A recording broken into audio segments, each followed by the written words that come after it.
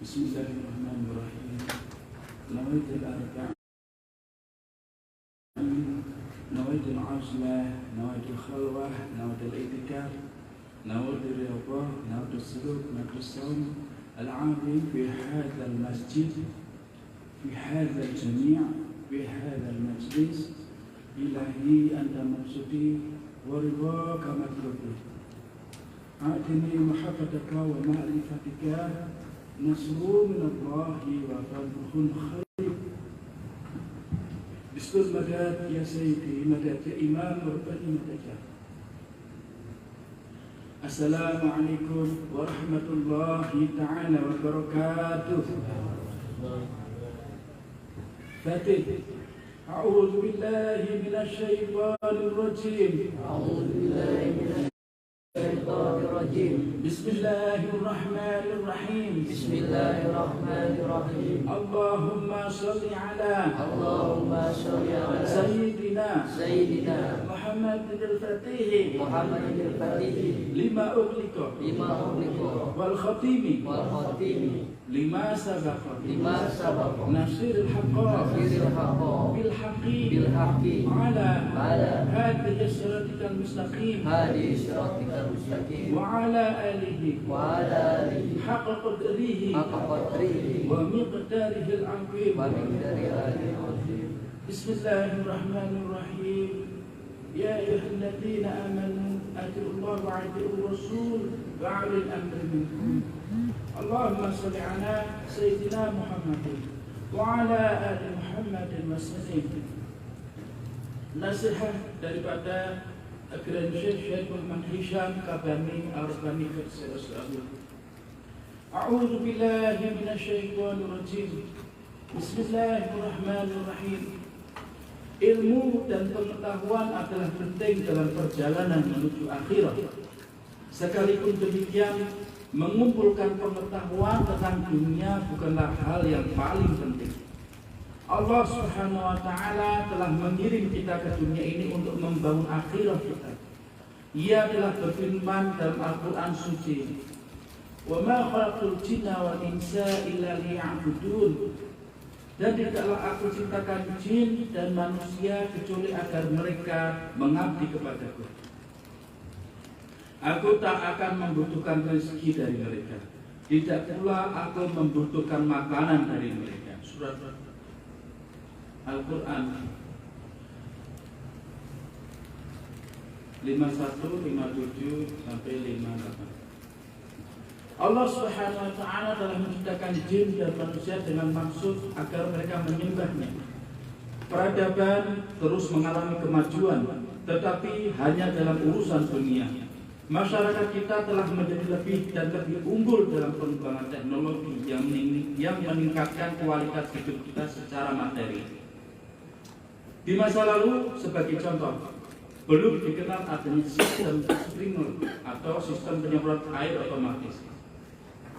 Saat itu, sprinkler dikembangkan hanya untuk menjaga agar suatu bentangan dataran tetap hijau.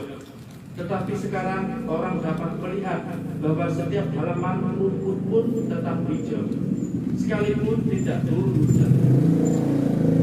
Jaringan air yang luas telah digunakan dan suatu teknologi yang superior telah dikembangkan hanya agar Anda dan saya dapat memiliki rerumputan yang hijau di depan rumah-rumah kita.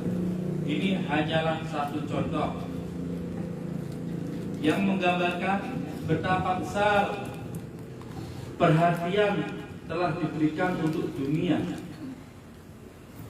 Padahal sesungguhnya ada kebutuhan yang lebih besar untuk membangun akhirat kita. Kehidupan setelah dunia ini adalah akhirat dan bukan dunia. Yang vital bagi orang-orang di abad ke-21 ini, orang-orang itu yang menggunakan teknologi pada setiap urusan, yang intelijensi dan kecerdasan dan kepandaiannya terus bertambah setiap hari, seharusnya lah menyalurkan energi mereka untuk membangun akhirat yang jauh tidak terbandingkan keindahan dan kenikmatannya dibandingkan dunia mereka. Seseorang mampu untuk bertahan hidup dengan teknologi maupun tanpa teknologi. Orang mampu untuk bertahan hidup baik dengan adanya tenaga listrik maupun tanpa tenaga listrik. Seseorang dapat hidup dalam sebuah rumah yang modern maupun dalam suatu tenda yang sederhana. Beberapa pun jangkauan umur hidup yang Allah Subhanahu wa taala telah putuskan untuk seseorang akan ditemui. Tanpa memandang faktor-faktor ini, Allah Subhanahu wa taala telah memberikan pada kita umur hidup yang berbeda-beda. Beberapa orang hidup hingga 100 atau 70 atau 80 tahun. Sementara beberapa orang lainnya hanya hidup selama 5 tahun atau malah cuma 1 hari. Allah Subhanahu wa taala telah mengkaruniakan pada setiap orang dari Anda ini suatu jangka waktu tertentu untuk hidup. Anda akan hidup dan kemudian melaluinya menuju ke kehidupan berikutnya. Jika Anda sungguh-sungguh percaya dan beriman bahwa waktu Anda di akhirat atau kehidupan berikutnya akan lebih lama dan lebih penting daripada waktu Anda di dunia ini, maka mengapa Anda tidak berusaha untuk membangun akhirat yang lebih baik bagi diri Anda sendiri? Lihatlah secara mendalam pada sifat sejati dari suatu kehidupan, dan Anda akan mendapati bahwa mereka yang hidup sebelum kita menjalani kehidupannya dengan cara yang amat serupa dengan cara kita, sekalipun tanpa adanya tenaga listrik atau teknologi lainnya. Mereka juga punya keluarga dan punya rumah. Mereka tidur dan bangun. Mereka pun bekerja dan menghabiskan waktu luang mereka bersama keluarga, kolega, tetangga, dan sahabat-sahabat mereka. Mereka puas dengan apa yang mereka miliki. Mereka telah merasa seperti hidup di surga.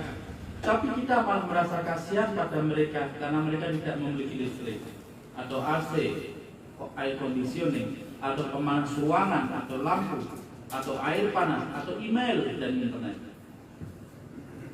Kita berpikir bahwa hidup kita jauh lebih baik daripada mereka dan kita merasa seakan-akan kita hidup di surga. Tapi orang-orang yang hidup bahkan 1000 tahun yang lalu pun merasa bahwa hidup mereka adalah bagian di surga. Perasaan-perasaan serupa seperti ini didasarkan pada persepsi yang relatif. Mereka berbahagia dengan hidup mereka, Anda pun berbahagia dengan hidup Anda. Hal ini bukanlah hal yang paling penting. Mereka berbahagia dengan apa yang mereka punyai, dan kita pun berbahagia dengan apa yang kita punyai. Dan mungkin generasi yang akan datang pun akan lebih berbahagia dengan apa yang mereka miliki. Dan ketika mereka melihat ke belakang, mereka akan memandang apa yang kita punya sebagai hal-hal yang primitif. Bagaimanapun dunia ini membuat hidup kita lebih baik, tetap saja ia memiliki batas-batasnya. Bagaimanapun dunia ini membuat hidup kita lebih baik, tetap saja ia memiliki batas-batasnya, limit-limitnya.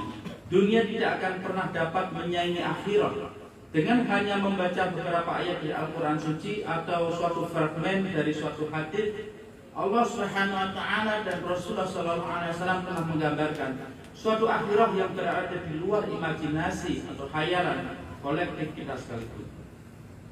Sebagai suatu contoh sederhana, Nabi sallallahu alaihi wasallam pernah bersabda, seandainya seorang hur al-ain atau bidadari dari surga memperlihatkan satu dari kuku-kuku jarinya pada dunia ini, setiap orang yang berada di segenap alam ini akan jatuh pingsan.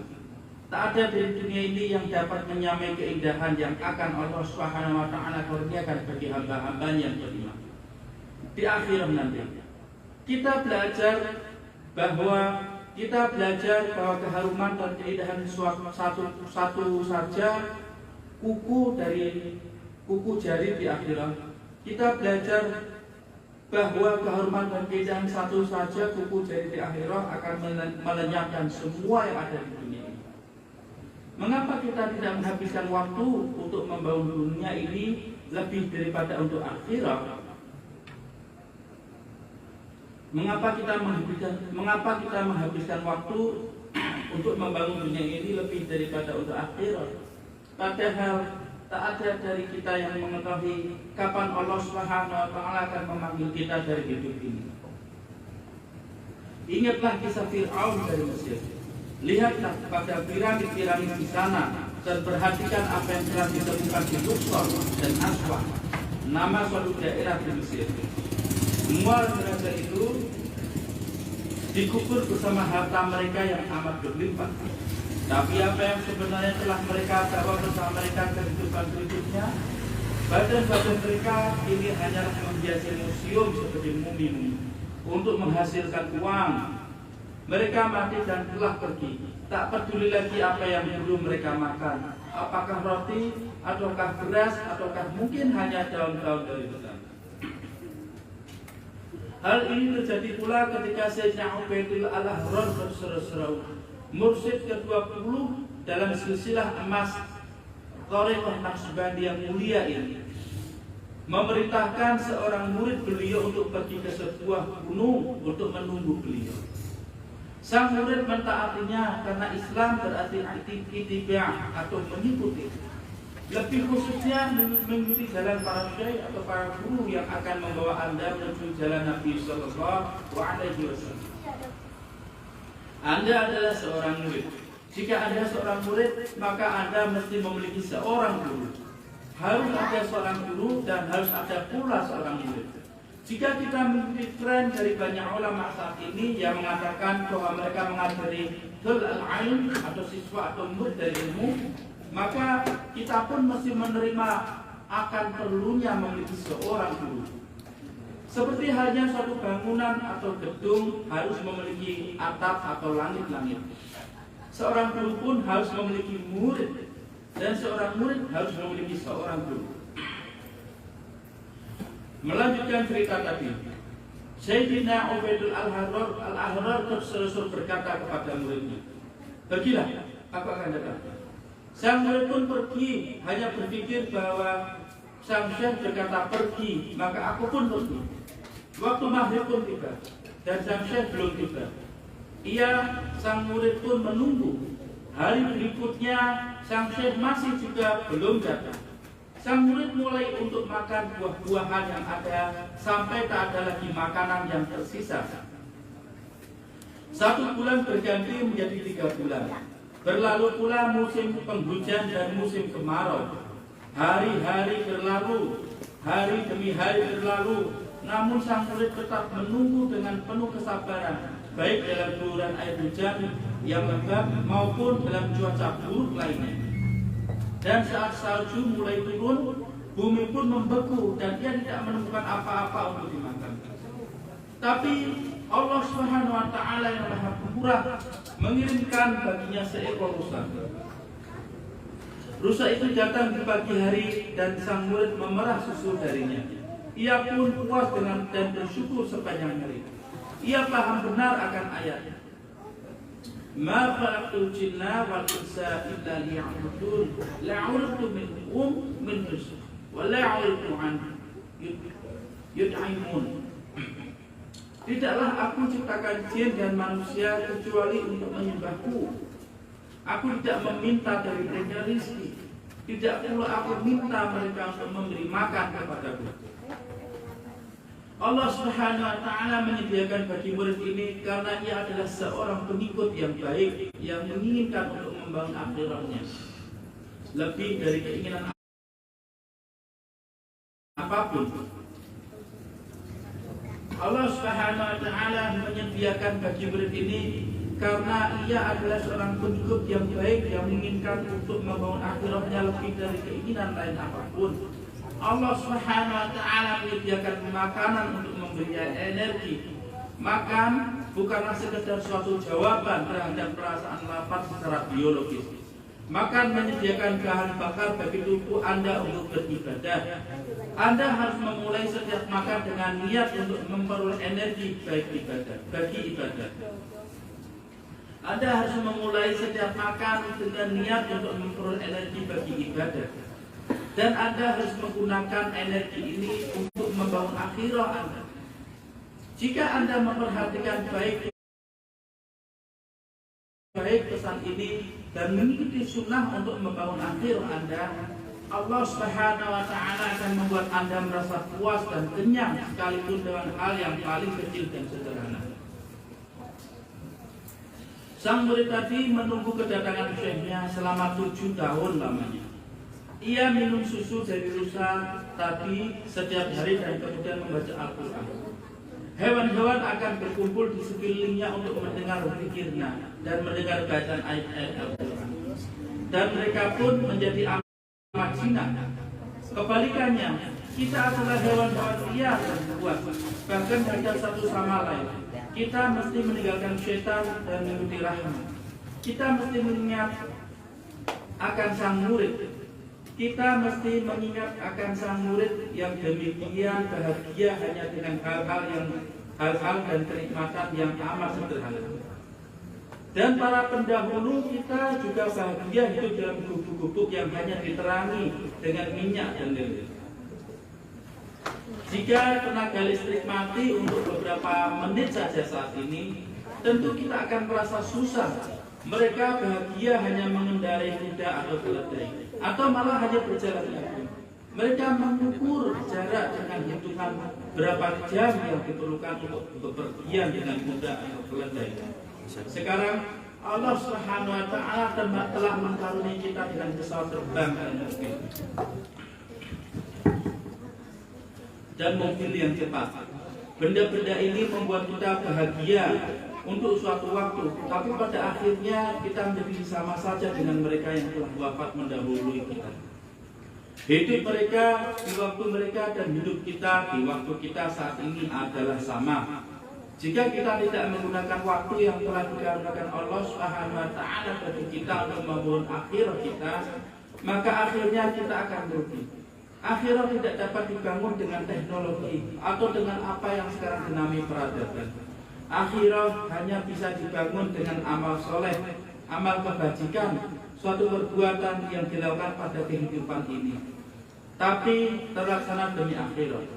Pertemuan yang saat ini kita lakukan mungkin termasuk perbuatan semacam itu. Ada begitu banyak pertemuan dan majelis seperti ini di seluruh dunia. Banyak orang yang duduk di antara sholat maghrib dan isya dan berzikir mengingat Allah Subhanahu wa Ta'ala dan mengingat serta menyebut Nabi Sallallahu Alaihi Wasallam. Alhamdulillah, dengan dukungan spiritual dari Rasulullah Sallallahu Alaihi Wasallam dan silsilah dari masyayikh kita yang merupakan satu transmisi dari seorang grand syekh dari grand syekhnya dan seterusnya hingga kembali menuju Nabi Sallallahu Alaihi Wasallam. Kita dapat datang, berkumpul, duduk bersama, mendengar dan kemudian. Tapi seandainya pertemuan kita ini tidak membuahkan apa-apa, maka ia adalah suatu pertemuan yang tak bermanfaat.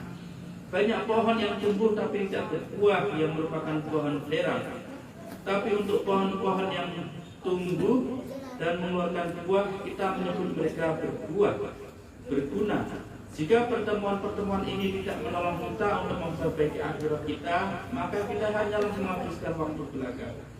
Kita berdoa, Ya Rabbi, peliharalah kami pada jalan yang lurus, peliharalah kami pada jalan Nabi Muhammad SAW. Buatlah kami agar mengikuti sunnah beliau Sallallahu Alaihi Wasallam. Buatlah kami agar mengikuti sunnah beliau. Lemparkanlah kami dalam hati kalbu kami hubbu dunia, cinta akan dunia. Penuhi hati kalbu kami dengan hubbul akhirat, kecintaan akan akhirat, kehidupan selanjutnya. Jauhkan dari kalbu kami syahwat al-haram atau keinginan hal-hal yang terlarang. Dan penuhi hati kami, kalbu kami dengan salawat, dengan syahwat al-halal atau keinginan akan apa yang diperbolehkan bagi kami. Karuniakanlah pada kami adab dan akhlak yang luhur dan bersihkan dari diri kami segala adab dan akhlak yang buruk. Amin. Semoga Allah Subhanahu wa Ta'ala memberikan jalan terbaik untuk membangun akhirat kita dan untuk mengikuti bimbingan dan petunjuk dari syuyukh kita dan bimbingan petunjuk dari Sayyidina Muhammad sallallahu alaihi wasallam. Bihormatil Fatihah. A'udzubillahi minasyaitonir rajim. Bismillahirrahmanirrahim. Alhamdulillahirabbil alamin arrahmanirrahim maliki yaumiddin. إياك نعبد وإياك نستعين اهدنا الصراط المستقيم صراط الذين أنعمت عليهم غير المغضوب عليهم ولا الضالين آمين.